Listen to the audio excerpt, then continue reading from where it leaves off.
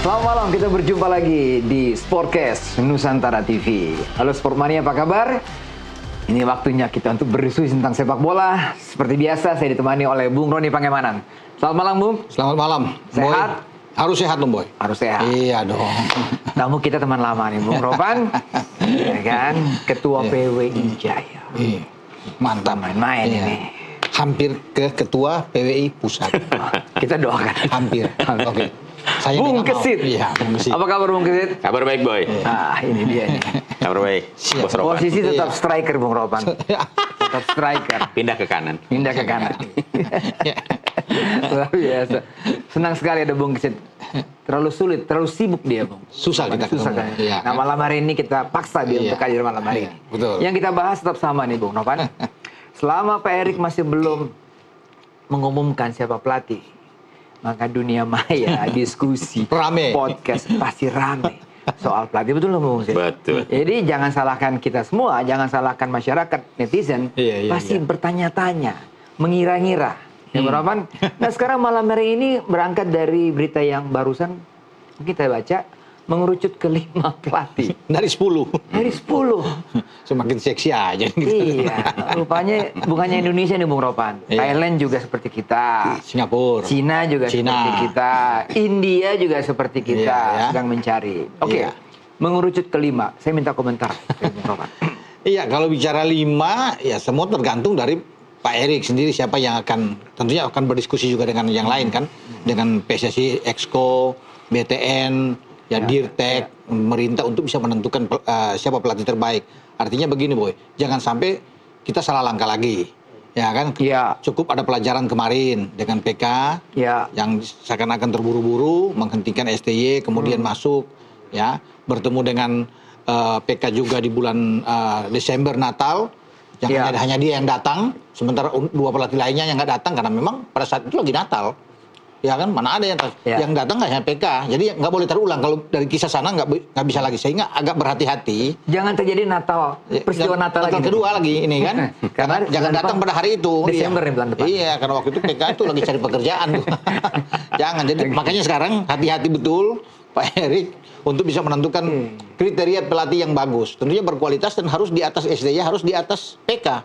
Tidak Harus di atas harus dong. STY plus PK. Kualitasnya harus di atas, CV-nya dia harus bagus ya. Jangan melihat misalnya ini mantan pemain sama seperti PK.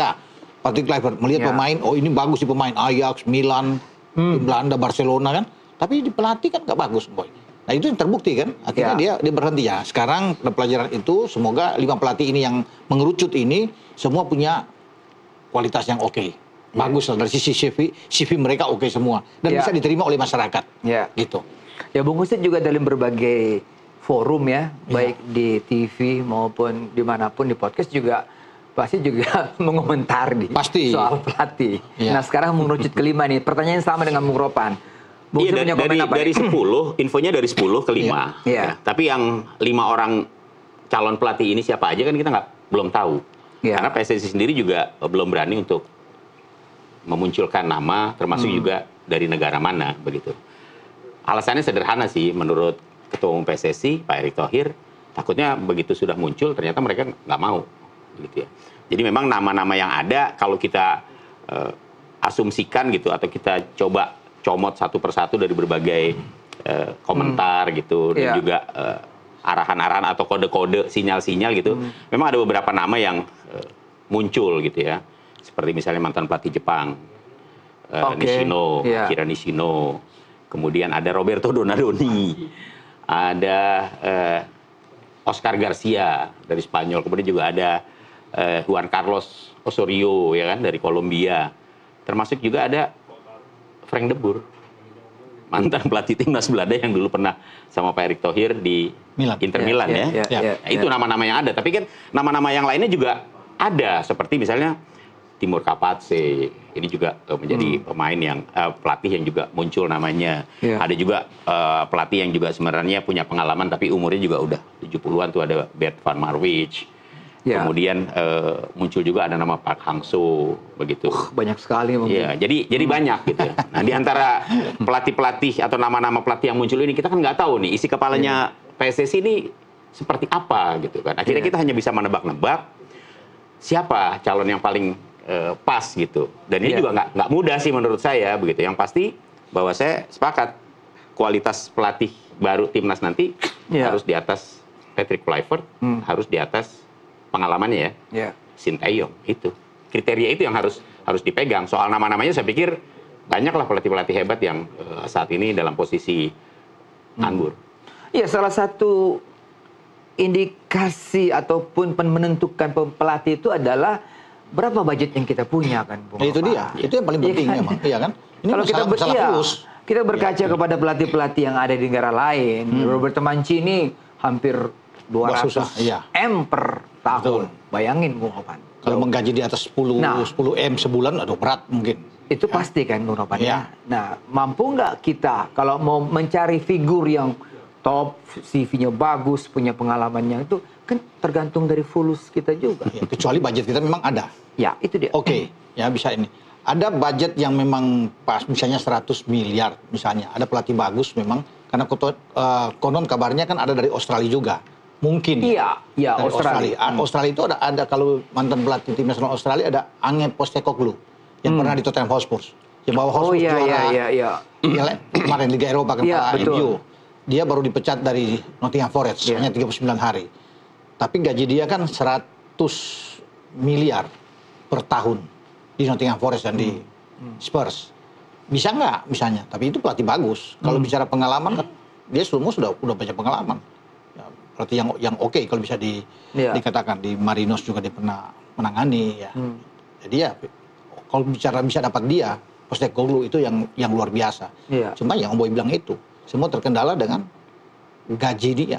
Ya, kalau tadi kita sepakat harus di atas STY, di atas PK. Nah, dikaitkan dengan fulus, karena STY pun mungkin dia cuma terima 1,2 per bulan. Ya kan? Hampir 2 M lah. Hampir per bulan. Iya, per bulan. Mungkin setahun dia bisa bawa pulang hampir 15 miliar setahun. PK itu 1,3 sampai 1,5 M per bulan. Berarti ya sekitar 18 miliar.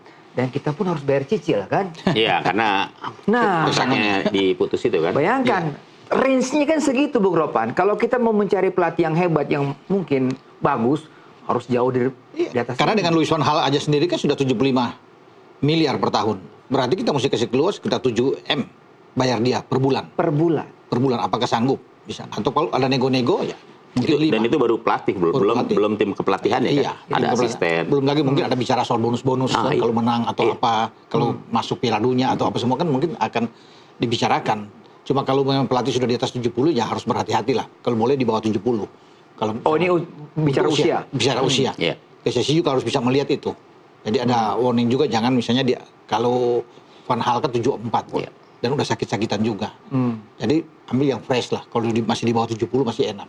67, 65, apalagi di bawah 60. Itu kan lebih bagus kan. Timur Kapatse malah muda kan, STY masih muda. Nah, kemarin kan begitu-gitulah. Yesus Casas masih muda. Jadi yang ambil yang oke punya. Jadi biar lebih fresh, bisa bagus untuk bisa menangani tim nasional kita. Jadi kelihatannya mau ngerucut ke pelatih asal Eropa. Bisa, iya. Australia tadi ya. Australia juga bisa. Dan Amerika. Dan Amerika. Nah itu yang muncul mungkin. Ya kalau Italia yang Pak Kasih bilang tadi itu kan, Donadoni bisa ada nama. Kalau Amerika kan banyak yang bertanya siapa di Amerika. Di Amerika itu ada mungkin kasih tahu, Boy tahu ada Bruce Arena. Pernah menjadi pelatih tim Galaxy dan tim nasional. Ada Steve Sampson pernah menjadi pelatih di 98 yang kita ke Piala Dunia di Prancis. Kalau yang udah usia juga itu. Ya. Steve Sampson 68, kalau Bruce Arena 74, sudah terlalu tua. Kalau yang lebih muda yang pelatih Amerika yang baru mundur itu Greg Berhalter. Mungkin dia masih 52. Jadi dia bisa diambil. Bagus sih kalau bisa dikatakan dengan Greg Berhalter ini. Oke, kalau bisa diambil PSSI. Tapi lagi-lagi bicara soal fulus. Iya, budget saya pikir bukan sesuatu yang sepele ya saat ini. Karena kalau melihat saat ini posisi dari Ketua Umum PSSI ya, Pak Erick Thohir. Kalau kemarin mungkin uang sepertinya mudah ya waktu masih menjadi Menteri BUMN. Sekarang kan dia udah bukan Menteri BUMN lagi. Dikaitkan dengan kalau dulu masih di BUMN kan banyak, masih banyak yang bisa kira-kira seperti itulah. Banyak yang bisa dimintain tolong untuk bekerja sama dengan PSSI begitu. Walaupun tetap profesional lah ya dalam arti sponsorship. Ya. Tapi dengan kedudukan beliau sekarang, apakah kukunya masih kuat di BUMN? Misalnya seperti itu gitu loh. Jadi memang masalah budget untuk pelatih, saya kira justru saya mengira ini salah satu kendala kenapa PSSI masih belum memutuskan pelatih. Ya. Jadi persoalan budget, saya pikir ini juga menjadi sesuatu yang krusial di PSSI. Iya. Ya. Mungkin saat ini masih mengkalkulasi gitu. Tadi kalau hitung-hitungan yang disebut Bung Ropan tadi sampai ada yang 100 miliar setahun, 75 miliar, menurut saya memang berat gitu buat PSSI. Karena itu baru satu orang loh. Ya, belum nanti asisten, belum pelatih kiper, belum pelatih fisik, kan? Belum macam-macam lah begitu. Artinya PSSI harus betul-betul menghitung begitu. Di saat situasi timnas Indonesia pada saat ini memang tidak berada dalam sebuah event ya. Tapi menentukan pelatih pengganti itu harus betul-betul selektif, harus betul-betul sesuai dengan karakter yang diinginkan oleh PSSI. Jangan sampai salah pilih lagi. Ya, kalau kita mau bicara ada peribahasa, ada rupa, ada harga gitu. Ada harga, ada rupa, iya kan? Kalau Anda ingin dapat pelatih yang hebat ya harus berani bayar yang mahal kan begitu. Tapi kalau misalnya budgetnya pas-pasan, ya jangan bermimpi kemudian untuk mendapatkan pelatih yang bagus, yang sudah punya nama dan pengalamannya sudah sangat teruji. Jadi ini yang saya pikir masih dipikirkan oleh PSSI. Mungkin kita lihat Cina lah ya Bung Ropan ya, yang pernah dilatih oleh Marcelo Lippi, Fabio Cannavaro. Sekarang pun tidak jor-joran. Padahal saya pikir soal uang Cina unlimited gitu ya. Tapi mungkin sekitar 1,8 berarti total 30 M setahun. Nah itu dia. Satu pelatih. Ada nama STY lagi masuk sebagai kandidat untuk pelatih. Kalau 30 M masih bisa saya kira. 30 sampai 50 M mungkin PSSI masih. Walaupun pintunya udah ditutup. Kalau angka seperti yang Om Boy bilang tadi 30, 40 atau 50 paling tinggi masih bisa lah. Untuk setahun. Itu Cina ya. Untuk setahun ya. Kalau PSSI masih untuk setahun ya. Nah, saya pikir oke aja lah. Cuma tetap harus cari pelatih yang, karena ini kan begini, pelatihnya itu kan jangka panjang kok. Bukan yang jangka pendek. Jadi ada blueprintnya itu harus bisa sampai ke 2034 saat Arab Saudi menjadi tuan rumah atau 2030. Piala harus jangka panjang. Sama seperti STY lah, ada 2020, 5 tahun kan? 5 tahun ya. 5 tahun ya. Jadi sekarang juga pelatih akan diambil panjang, jangka panjang. Makanya itu berhati-hati dilihat semuanya sehingga langkah yang diambil tuh sangat tepat. Jangan tepat, jangan nggak keliru lagi gitu bisa ambil. Nah ini yang menarik sebenarnya kan ada 10 nama yang disodorkan dan 10 nama yang dikatakan oleh PSSI atau ketum juga mengerucut ke 5. Artinya 5 ini yang bisa duduk satu meja, sementara 5 lagi menolak. Nah ini kan pertanyaan dari para netizen juga, oleh wartawan juga, biasanya menolak itu karena apa? Kalau menolak biasanya karena harganya nggak pas. Kan salah satunya. Kan harganya nggak pas. Kalau sudah ditentukan 5 ya, dari 10 mengerucut ke 5. Berarti kan ini kriterianya sebenarnya sudah masuk. Iya kan? Ini ibaratnya kalau kita mau beli barang lah ya. Ini kita sudah punya nih A, B, C, D ini yang mau gue beli. Kan begitu kira-kira. Kita lihat dulu nih, harganya masuk nggak? Kan begitu. Penawarannya masuk apa nggak? Kita pengen si A nih. Oke, ternyata harganya nggak masuk. Ya kan susah juga untuk kemudian memaksakan diri memilih si A. Berarti pilihan kedua. Kan begitu. Si B kita pilih. Harganya masih belum masuk juga.